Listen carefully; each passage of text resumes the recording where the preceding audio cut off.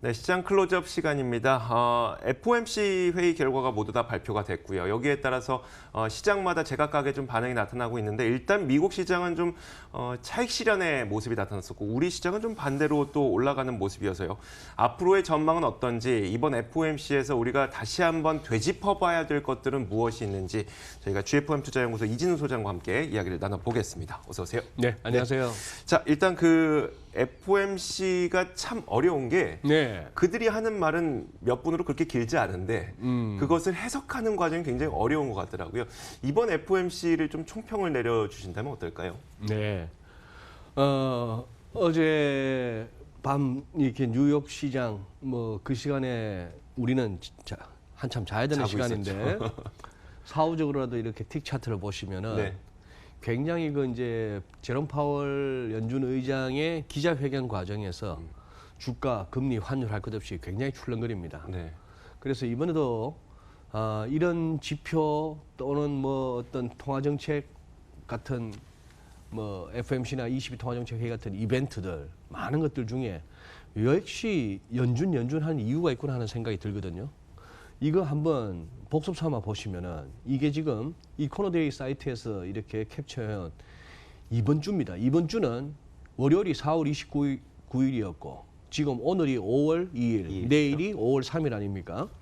4월 말과 5월 초가 이렇게 이어지는 나름대로 중요한데 자 여기서 파란색의 화요일 날 시작해서 어제 끝났고 우리 오늘 목요일 새벽에 확인됐던 결과 그 다음에 화요일 날 유로존의 GDP 플래시니까 잠정치가 발표됐는데 그나마 전기비 대비 한 0.4% 시장 예상치보다 좋게 나왔습니다.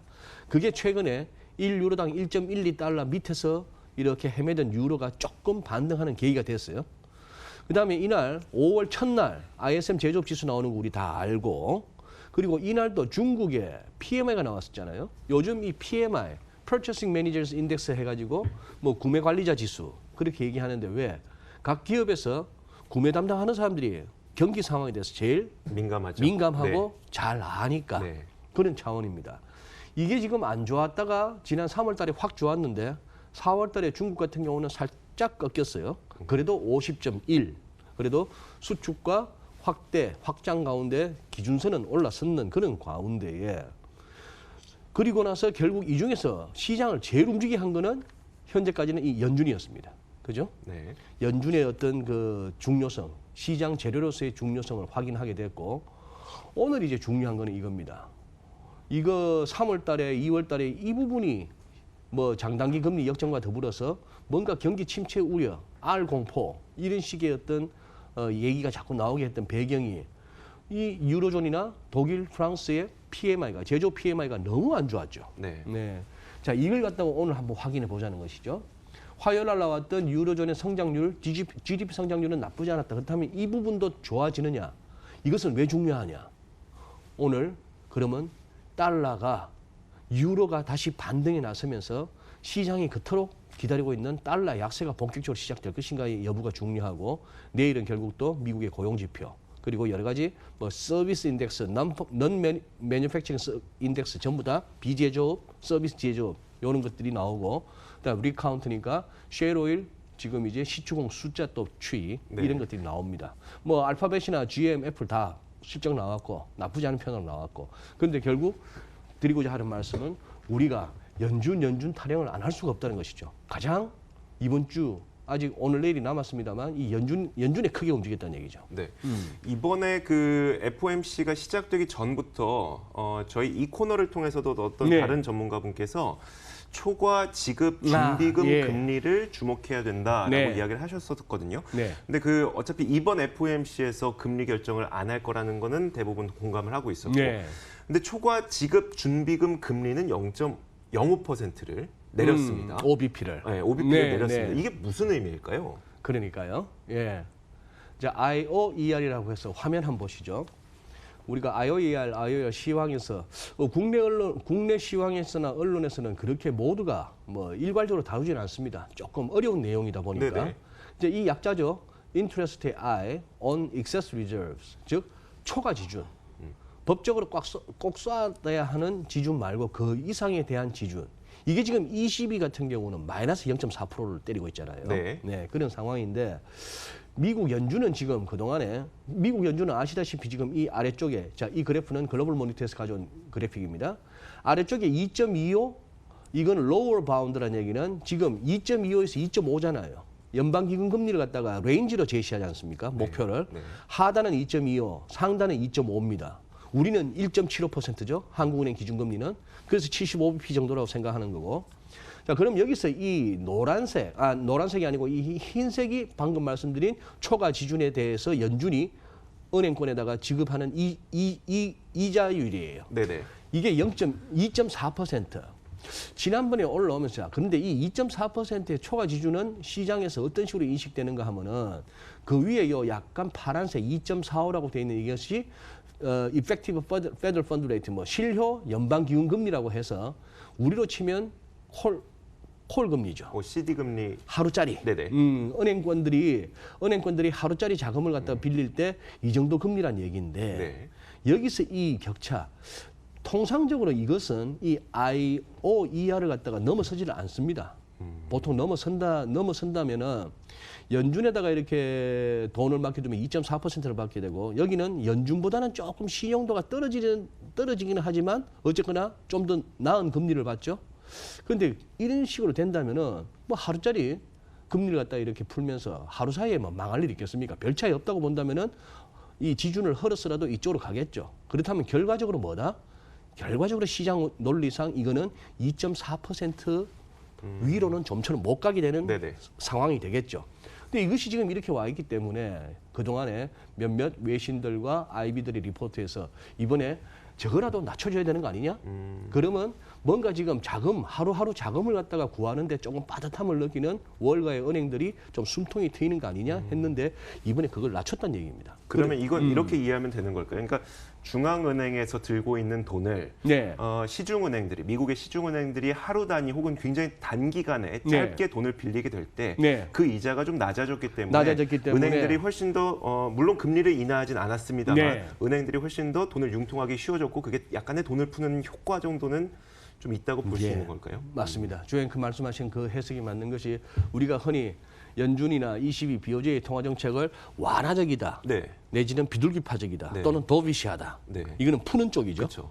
그러니까 자금을 빌리는 쪽에서 비용이 덜 들게 해주는 거. 그러니까요. 그만큼 돈이 넉넉할 경우 유동성이 풍부한 게 완화적이고 네. 그 반대가 긴축적이다. 호키시하다. 그렇죠. 이렇게 얘기하잖아요. 네.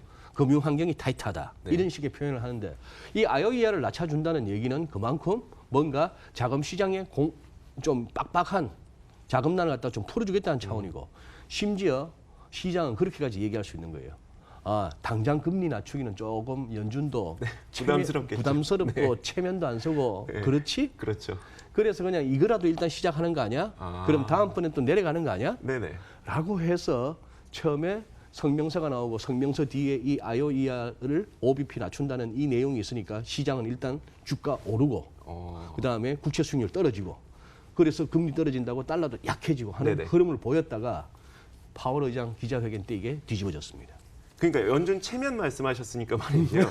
분명히 그 기자회견에서 네. 우리 한동안 그 얘기 정말 많이 했었잖아요. 예전에. 네. 트럼프는 연준 파월 의장을 좀 자르고 싶어하는 취지를 좀 갖고 있는 것 네. 같고 그렇다고 네. 연준 파월 의장은 당신에게는 그럴 권한이 없습니다라고 이제 이준 소장님께서 네. 자주 얘기를 하셨었고 이번에도 혹시 이런 질문이 나왔었나요? 예. 트위터로 또 압박을 했습니다. 뭐죠? 4월 30일, 5월 1일 네네. 그렇게 됐는데 그래서 4월 30일 날 이 트위터 한번 보시죠. 4월 30일 이제 이틀에 걸친 FOMC가 열리는 날인데 아래쪽부터 보시면은 내용이 이제 이거예요. 중국은 지금 여러 가지 다양한 그리고 막대한 부양책을 갖다가 쏟아붓고 있고 그리고 keeping interest rate low 금리도 낮게 유지하고 있는데 우리 연준은 끊임없이 금리를 올려왔고 그것도 인플레이션은 굉장히 낮은 와중에 그리고 QT까지 했다. 양적 긴축까지 했다 이 말입니다. 네. 그러면서 이제 글자 수 제한이 있으니까 넘어갑니다. 우리는 어떤 포텐셜 잠재력을 갖고 있나 하면 로켓처럼 올라간다. 시장이 어떻게 하면 연준이 금리 좀 낮추고 그다음 재밌는 표현이 나옵니다. like 1포인트 이걸 갖다가 그렇게 해석하더라고요. 한 1%포인트 정도 낮춰도 지금 2.5인데 상단이 거의 절반 가까이 내리라는 얘기예요. 그리고 some quantitative easing 여기다가 금리도 낮추고 양적 긴축이 아니고 양적 완화 옛날 금융위기 때처럼 그렇게 해줬더라면 얼마나 좋겠냐. GDP도 올라가고 그다음에 뭐 우리는 새로운 신고가를 볼 것이고 그리고 끝에 살짝 이렇게 얘기하네요. 그리고 우리의 내셔널 대 국가 부채를 갖다가 뭔가 좀 작아 보이게끔 안 하겠느냐. 이야 대단하죠. 제가 저기다가 왜 이리 연준 압박에 나설까.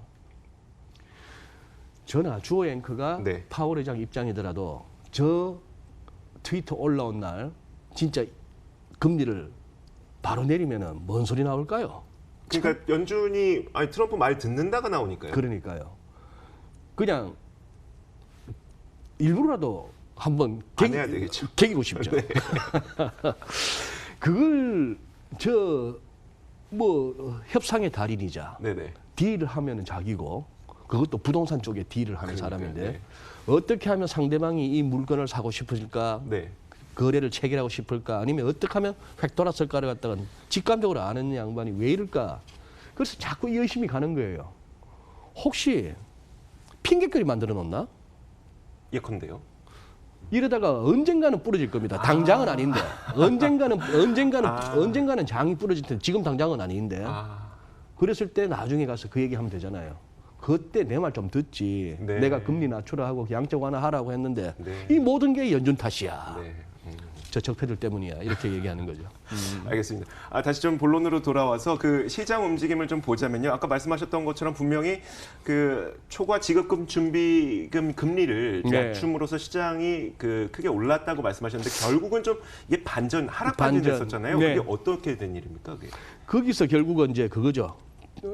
이 와중에 그걸 했는데 기자회견 중에 이 얘기를 한 겁니다. CNBC 기사가 재밌죠? 여기 딱 단어 하나가 있는데 뭐냐 하면은 제롬 파월이 사람들로 하여금 raising their eyebrow, 즉 눈썹을 치켜 올리게 사람들로 하여금 이렇게 한마디. 그게 인플레이션은 transitory, 일시적인 것다 이렇게 얘기한 거예요. 네. 지금의 그 인플레가 이 낮은 인플레, 그쵸. 지금 2%가 목표치인데 거기에 한참 못 미치는데 그렇다면 무슨 생각을 하는 겁니까? 지금 연준과 시장의 딜레마는 뭐예요? 물가 상승률, 미국의 물가 상승률을 보면은 물가가 도저히 안 살아나니 물가 살리는 방법은 뭐죠? 돈 많이 풀어서 네. 그냥 우리가 5,000원 주고 먹던 점심 돈이 많이 풀렸으니까 6,000원, 7,000원 네네. 먹으면 물가 올라가는 거 아니에요? 네. 그렇게 해달라 하는 시장의 그거였고 파월 의장이 또 안 그래도 최근에 이 저물가가 걱정이다 이런 소리를 해서 은근히 시장으로 하여금 저 양반이 트럼프 등살에 결국 금리를 낮추려고 저렇게 하는구나 싶어서 기대를 해왔죠. 네네. 그랬는데 이제 그렇게 해서 아까 살폈던 초과 지준에 대한 금리도 낮추길래 시장은 역시 했는데 딱 와갖고는 저 말을 하니까 그래서 이렇게 보입니다. 어제 이렇게 나온 게 그렇다고 해서 무슨 뭐 다우 한 130포인트 정도? 네네. 우리 제대로 빠지려면 400포인트, 600포인트도 보잖아요. 네네. 지금 또 레벨이 또 얼마나 높습니까? 그러니까요. 만약에 파월의 저 말에 시장이 충격을 받아가지고 야 다 던져 했더라면 전학폭이 아니에요. 그냥 결국 어제 성명서와 IOER 인하에 대해서 조금 이렇게 샀던 세력들이 보니까 파월 말하는 거 보니 에이 그렇다고 연내 금방 금리 내릴 것 같지는 않네. 네네. 아니 뭐 오늘은 뭐 요 정도 하고 이제 털어낸 정도. 그래 우리 시장도 지금 버티잖아요. 그러니까 그 과도한 기대감을 그러니까 네. 한 번에 슈팅을 좀 기대했던 그 물량들이 좀 차익 실현을 했던 것처럼 뭐 그 보이기도 정도로 보입니다. 좀 저희가 시간이 많지 않아서요. 좀 짧게 그러면 앞으로의 전망을 좀 그 차트와 함께 설명해 주시면 어떨까요? 예, 전망은 이렇습니다. 우선 미국 장도 이렇게 이 기사 하나 보시면 느낌이 올 텐데요. CNBC에서 이 기사입니다. 메이저 월스트리트 뱅크 두 개가 뭐냐 하면은 모건 스탠리하고 BOA입니다. 모건 스탠리는 그동안에 굉장히 비관적인 전망을 많이 내놨는데 그 모건 스탠리마저 뭐라고 얘기하는가 하면은 지금 갑자기 장이 한번 확 갈 수가 있다. 그러면서 콜옵션 사라 이렇게 얘기하는데요. 모건 스탠리나 그쪽에서 어느 날 갑자기 확 장이 이렇게 막판에 뜰 수가 있으니까 콜옵션을 사라. 투자 전략 제시하는 거 보니까 거의 그 성문 기본급이에요. 성문 종합 정도는 해줘야 되는데 장이 언제 뜰지 모르니까 콜옵션 사두자. 이거는 뭐 좀 너무 이게 그렇죠. 모건 스탠리 아니라 전화. 저는 못하고요. 선생님 정도는 하실 수 있고요. 그런데 이 기사를 읽어 나가다 보니까 동영상이 하나 있어서 띄워봤더니만 이 동영상은 또 이렇게 있습니다. 뭐 타니 더와이어라고 이름만 알겠고 무슨 소속인데 탑 스트래티지스트를 꽤나 알아주나 봅니다. 월가에서. 네. 근데 이 친구 얘기는 뭐 떠문떠문 들리는 얘기가 그거예요. 어쨌거나 이 랠리 따라가지 마라. 곧 조정 온다. 무슨 말씀인가 하면은 지금 CNBC 한 기사 안에서 이 내용과 이 내용이 막 들어가고 있습니다. 헷갈리는 거죠. 그래서 우리 시장 지금 당장은 아닌 것 같아요. 이거 보시면은 소비자 이 컨퍼런스 보드의 소비자 신뢰지수 보시면은 이런 흐름. 그래서 우리도 아직은 괜찮은 것 같다 하는 생각은 해봅니다. 그런데 지금 미국은 모르겠습니다. 네, 좀 알겠습니다. 내일 아침에 조금 더 말씀드리죠. 자, 시간이 다 돼서요. GFM 투자연구소 이진우 소장과 함께 이야기를 나눠봤고요. 탐나는 주식 2PM도 함께 인사를 드리도록 하겠습니다. 시청해주신 여러분 고맙습니다.